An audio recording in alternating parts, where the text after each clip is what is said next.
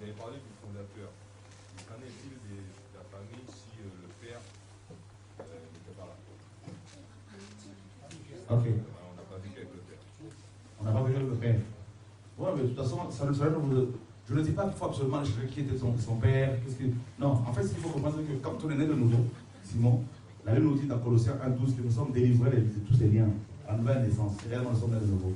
Mais par contre, comme nous sommes en guerre, nous sommes en combat spirituel, ce combat, c'est vrai, a été remporté par le Seigneur, mais Paul dit, on l'a vu, Paul dit que nous n'ignorons pas les desseins de Satan. Donc il ne faut jamais les ignorer. Donc il y a un lien. Donc les liens, en fait, les faiblesses dans lesquelles on est dans le monde sont des, comment dire, Satan va s'en servir, va chercher les utiliser pour nous attaquer. Tout au long de notre ministère, tout au long de notre vie chrétienne. Donc quand 1 Pierre 5, 8 te dit, veillez et priez car votre adversaire, le diable, rôde comme un lion rugissant, cherchant qui il dévorera. Donc l'ennemi, par exemple, si dans ta vie, si ton père était polygame, par exemple, tu es sorti de lui. Donc l'ennemi va rôder autour de toi. Le démon qui va rôder autour de toi, ça va être le démon de polygamie.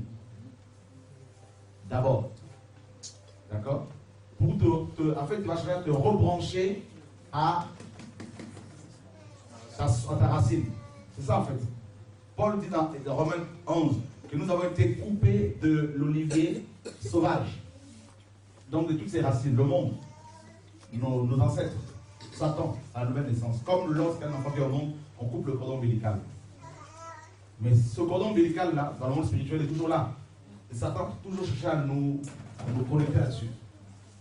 Donc, si tu peux savoir, oui, qu'est-ce que ton père faisait, tout ça, oui, qu'est-ce qu'il fait, ça serait bien. Voilà, sa vie, quoi. Ce qui est tout à fait logique de savoir qui est son père. Si cela n'est pas possible, on ne faut pas te condamner.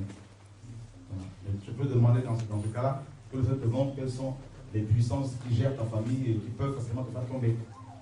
Et on prend des mesures par rapport à cela. Par exemple, un frère dont le père était, adultère, dans la fornication, ou est dans la fornication, si ce frère se convertit, si cet homme se convertit, donc la personne dont le père est dans la fornication, cette personne doit veiller à ce que les femmes ne l'entourent pas. Bah oui. Elle doit veiller, elle doit toujours chercher à être avec des hommes, par exemple. Si ce frère doit visiter une sœur, il doit prendre toujours quelqu'un avec lui, un frère, pour pouvoir se protéger. Mais s'il ignore cela, s'il se dit non, moi je suis rempli du Saint-Esprit, il n'y a pas de problème, je suis délivré, mais Satan, pas. C'est pour ça que je disais au début, il ne faut pas être trop sûr de nous. Ne vous confiez pas à vous-même. Nous sommes faibles. La chair est faible. Le Seigneur le dit, hein, priez, veillez, priez parce que la chair est faible. L'esprit est bien disposé. Voilà. Et surtout que autour de nous, il y a également beaucoup de satanistes qui sont là avec nous, qui prient avec nous. Ah oui, dans nos églises.